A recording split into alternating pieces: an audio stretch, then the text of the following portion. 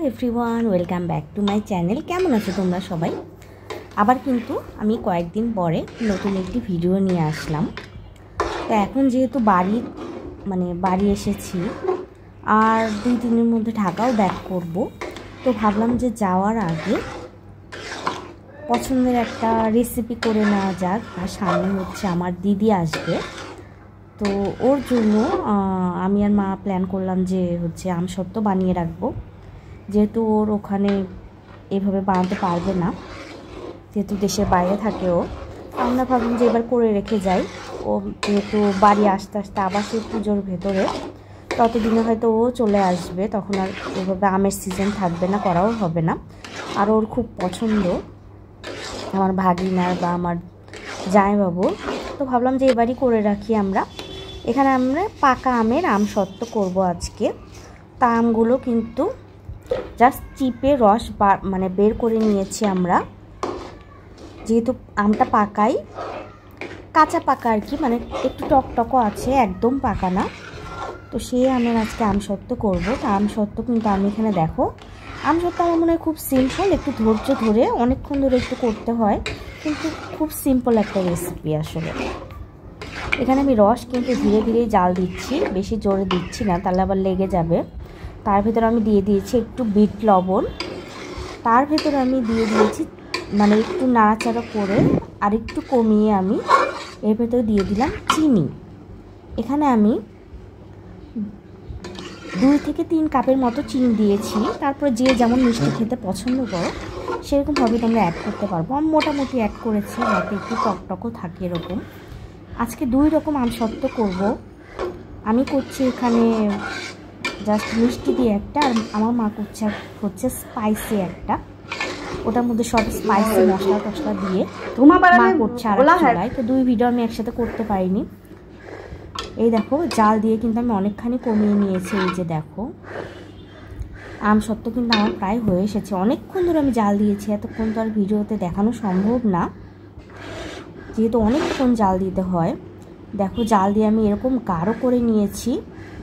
আর আজকের আমসত্ত্বটা কিন্তু তোমরা, যেহেতু আমি বৃষ্টির মধ্যে বানাচ্ছি, এখন খুব বৃষ্টি হচ্ছে 2 দিন ধরে, এটা কিন্তু রোদে দেওয়ার ঝামেলা ছাড়াই আমি জাস্ট ঘরে ফ্যানের বাতাসে তোমরা এই আমসত্ত্বটা করে নিতে পারবে, রোদে দেওয়ার ঝামেলা ছাড়া। ফ্যানের বাতাসে করলে একটু টাইম বেশি লাগবে শুকাতে, আর রোদে দিলে হয়তো 2 দিনের মধ্যে বা 3 দিনের মধ্যে ভালোভাবে শুকিয়ে আমসত্ত্ব হয়ে যায়। এটা যেহেতু আমি ফ্যানের নিচে করব, তো এখানে আমি একটু চিনি অ্যাড করেছি বেশি। চিনি অ্যাড করলে আমসত্ত্বটা তাড়াতাড়ি শুকাবে এবং জমাট পেকে যাবে। তো আজকেরটা কিন্তু রোদে দেওয়ার ঝামেলা ছাড়াই তোমরা ঘরে বসে করতে পারো, খুব সহজ একটি রেসিপি, যে কেউ করতে পারে। আমাদের সবার খুব পছন্দের একটা রেসিপি এই আমসত্ত্ব। যেহেতু আমসত্ত্বটা হয়ে গেছে, মাঠটাও হয়ে গেছে মশলা দিয়ে যেটা করেছিল, তো আমি 2টা বড় পাত্র নিয়েছি, তার উপর আমি সরষের তেল মাখিয়ে নিয়েছি। সরষের তেল খুব ভালোভাবে মাখিয়ে নিয়েছি, যাতে পরে উঠাতে সুবিধা হয় আমাদের। আমার মা যে মশলা আমসত্ত্বটা করেছে, ওটার ভেতরে আমারটা বেশি সিম্পল ছিল, ওটার ভেতরে কিন্তু চিলি ফ্লেক্স, তারপর হচ্ছে মরিচের গুঁড়া, এখানে বিট লবণ না থাকলেও তোমরা লবণ ইউজ করতে পারো। তার ভিতরে একটু জিরার গুঁড়াও অ্যাড করেছি, ওটা একটু স্পাইসি, খেতে মজা হয়। তো আমার ছেলে যেহেতু ওই রকম ঝাল খায় না আর সবাই ঝাল পছন্দ করে না, এই জন্য আমরা ভাবলাম যে 2 রকমের করা যায়। তো এই দেখো আমি কিন্তু এটা দিয়ে দিয়েছি। আমার আমসত্ত্বটা হতে 3 থেকে 4 দিন সময় লেগেছে, যেহেতু এটা আগে ভিডিও করা, তো আমি পরে ভয়েস ওভার দিচ্ছি, তখন কিন্তু আমসত্ত্বটা প্রায় হয়ে গেছে আসলে। তো 3-4 দিন ধরে আমার আমসত্ত্বটা শুকিয়েছে, এটা যদি রোদে দিতাম আমি আর একটু হয়তো তাড়াতাড়ি শুকাতো। কিছুই করবো না, 3 থেকে 4 দিন, আমি বলবো 4 থেকে 5 দিনই ভালোভাবে শুকাতে লাগে ফ্যানের নিচে, যেহেতু ওয়েদারও এখন একটু হচ্ছে না এরকম। তো ঝাল আমসত্ত্ব, এটা আমি আরেকটা প্লেটে দিয়ে দিয়েছি। এটা একটু বেশি শুকানো হয়ে গেছে, যেহেতু বিভিন্ন মশলা টশলা আছে। এটার ভেতরে হয়তো বেশি দেরি হয়নি, আমারটা একটু শুকাতে টাইম লেগেছে। এই দেখো আমি কিন্তু শুকিয়েও ফেলেছি আমসত্ত্বটা, তোমরা এইভাবে বাসায় ট্রাই করতে পারো। আমি এবার ফার্স্ট টাইম আমসত্ত্ব বানালাম, ফার্স্ট টাইম হিসেবে কিন্তু আমসত্ত্বটা খুবই ভালোই হয়েছে। আমি ভেবেছি আমসত্ত্ব বানানো অনেক কঠিন, এরকম বানায়ও নি, আসলে সময় পাইনি। এবারে ফার্স্ট ভাবলাম আমসত্ত্বটা বানান যাক। না খাবি না। এই দেখো আমসত্ত্ব কিন্তু শুকিয়ে গেছে, ওই যে একটু এক পাশে দেখছো তোমরা, একটু চিন্তা না, আমার ছেলে ওটা তুলে নিয়ে খেয়ে ফেলেছে। মানে কি বলবো, আমরা যতই লুকিয়ে রাখছি ও আর সহ্য করতে পারছে, মানে ওর খুব পছন্দ হয়েছে। তো এই দেখো, এই জন্য শেপটা কিন্তু নষ্ট হয়ে গেছে, খুব দুষ্ট তো, মানে কি বলবো, ছোটো বাচ্চা, ওদের বেশি কিছু বলাও যায় না। তো ভাবলাম যে থাক, ওই এক সাইডটা কেটে ফেলে মানে ইয়ে করে আমরা খাবো, আর বাকিটা হচ্ছে সবার জন্য তুলে রাখবো পিস পিস করে।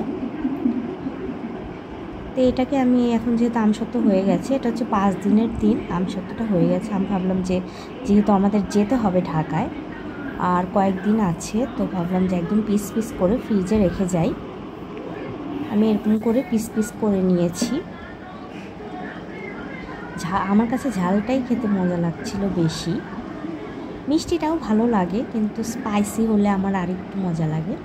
মিষ্টি হচ্ছে যারা মিষ্টি পছন্দ করে তাদের কাছে ভালো লাগবে মিষ্টি আমসত্ত্ব এটা। আর এরপরে এবার আমি চেষ্টা করবো কাঁচা আমের আমসত্ত্ব, একদম কাঁচা থাকা অবস্থায়। তখন আমরা যেহেতু বাসায় যাইনি, ওরকম করতেও পারিনি। এই দেখো, এটা হচ্ছে পাকা আমের আমসত্ত্ব। তোমরা জানি তোমাদের কেমন লাগলো সহজ এই রেসিপিটি, যেটা রোদে দেওয়ার ঝামেলা ছাড়াই একদম ফ্যানের বাতাসে তোমরা ঘরেই তৈরি করতে পারবে আমসত্ত্বটা। তুমি না অন্য কিছু চাবাতে পারতেছো না, আবার ঠিকই তো আমসত্ত্ব খাইতে আসছি। একটু গরম জলে রাখলে কিন্তু তাড়াতাড়ি হয়, শুকিয়ে যায়। এই দেখো ঝালটা কিন্তু একটু বেশি খেতে পারবি না। এই যে আমার ছেলে খাবে, ও ভিডিও করতে দিচ্ছে না। আমি তোকে কোনো রকম বলছি একটু দাঁড়া, বাবা মেয়েকে করে নেই, মানে ওর ধৈর্য ইয়ে হচ্ছে না। আজকে এইটুকুই, জানিও তোমরাও করেছো কিনা এই আমসত্ত্ব।